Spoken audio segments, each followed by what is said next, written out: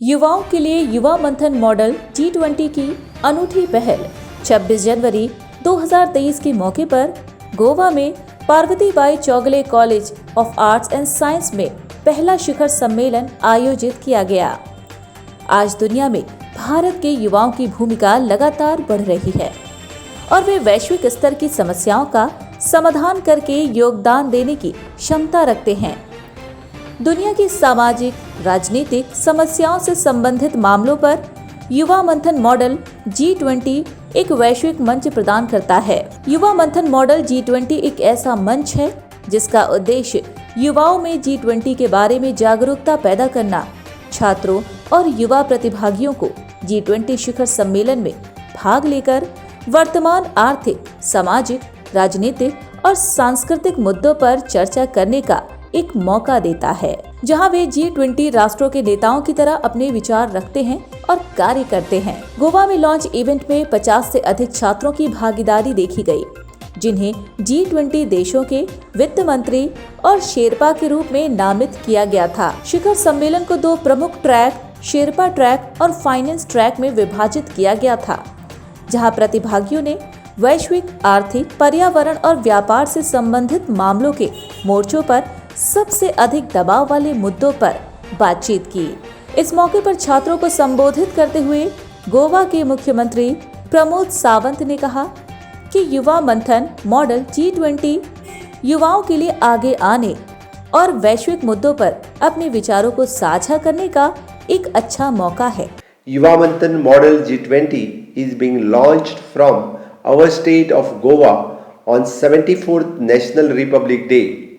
Yuva Manthan Model G20 is a kick-starting with its first ever event at Parvatibai Chowgule College of Arts and Science, which is not just one of the most prestigious college but also among the most proactive college in the state that welcomes the diverse initiatives of national and international importance. पर्यटन राज्य मंत्री श्रीपद येसो नाइक ने भी छात्रों को संबोधित किया और कहा कि युवा मंथन मॉडल G20 वैश्विक नागरिकों के सामने आने वाली समस्याओं को हल करने के लिए एक अच्छी पहल है।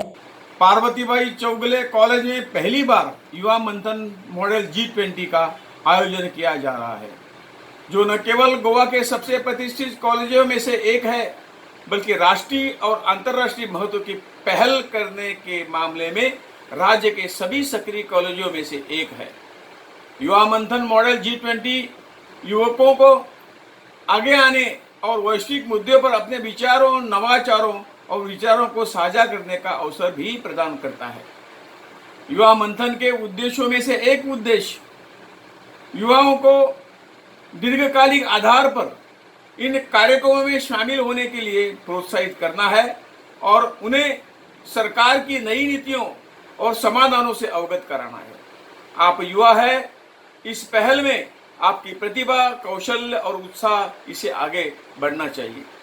युवा मंथन मॉडल G20 के सभी भाग लेने वाले प्रतिनिधियों और शिक्षक समन्वयों को मैं हार्दिक बधाई और शुभकामनाएं देता हूं। इस अवसर पर विनय तेंदुलकर, सांसद, राज्यसभा ने बताया कि गोवा में इस बार 8 G20 सम्मेलन होने जा रहा है और युवाओं को इनमें शामिल करना चाहिए। नमस्कार। आज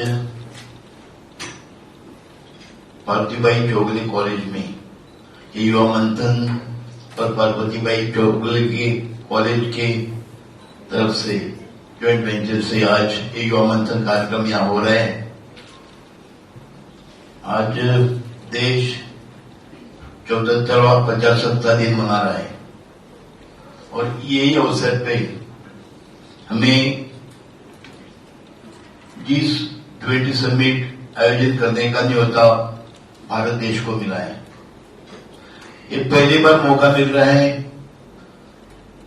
दुनिया से लगभग 20 देश और इनवाइटेड जो प्रगतिशील देश 15 देशों से ये समिट इंडिया में हो रहा है, उसमें से 8 मीटिंग्स गोवा में होने वाली है, खास करके फॉर यूथ और टूरिज्म सेक्टर के लिए काम करने के लिए हो रहा है।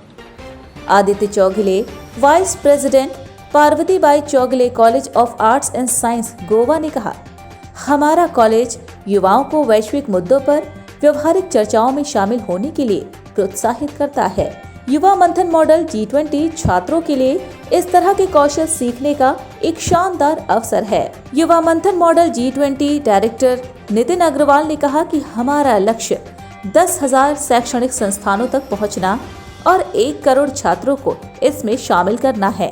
इस मौके पर सेफिन स्कूल के निदेशक दानिश कमल ने कहा, युवा मंथन मॉडल हजारों शैक्षणिक संस्थानों तक ले जाने के लिए एक संभावित मंच के रूप में देखते हैं। उन्होंने युवाओं के लिए युवा मंथन पहला कदम बताया।